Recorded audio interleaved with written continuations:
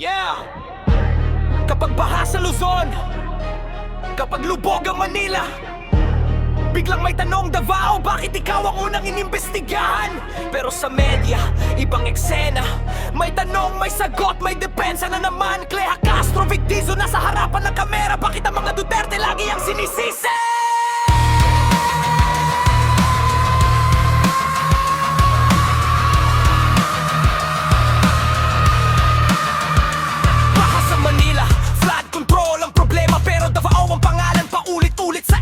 Proyekto sa Luzon, may budget sa dokumento, pero bakit Mindanao ang laging nasa spotlight ng investigasyon? Tapos sa interview, tanong mamamayan, may pananagutan ba? Biglang may paliwanag na naman. Clea Castro sa media, Vic Dizon sa usapan, bakit parang may depensa bago pa man ang kasagutan? Hindi sinasabing guilty ang kahit sinong pangalan, pero kung investigate, labas ang ebidensya sa bayan. Kung may sala, panagutin, kung wala, linawin. Hindi dapat media trial na maging hukuman natin. Bakit Davao? Bakit Davao? Baha sa Manila, pero Davao ang tinutok. Speaker, Congressman, President, sino ang nagdesisyon kung saan magsisimula ang investigasyon? Clea Castro, Vic Dizon, sa kamera, sagutin ang tanong ng milyon. Isisiyagad sa mga Duterte ang dahilan, may paliwanag na naman. Maluwang tanong ng bayan, nasa na buong katotohanan? Move on na kayo sa flood control, sabi ng gagong Ervin Tulfo. Dadya kontrata, bidding, lahat dapat posisiin. Hindi pwedeng pangalan lang ang paulit-ulit sisihin. Luzon hanggang Davao, pareho dapat ang standard.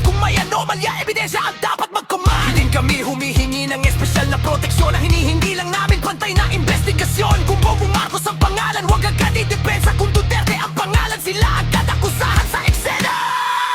Media interview, tanong dapat diretso. Hindi puro dahilan, hindi puro palusot ni Clea Castro at Vic Dizon. Kung may datos, silabas sa publiko. Dahil ang sagot sa kontrobersya dapat dokumento. Kung may ebidensya, ilabas.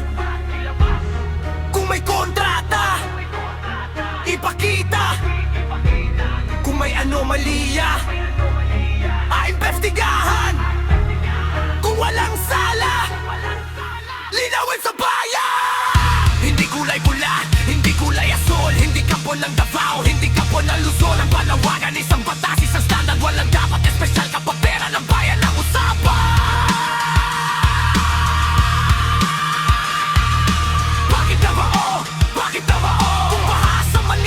Dito ang unang tanong, Clea Castro, Vic Dizon, naririnig ba ninyo ang tanong ng milyon? Speaker, Congressman, President, transparency ang hinihingi ng bawat citizen.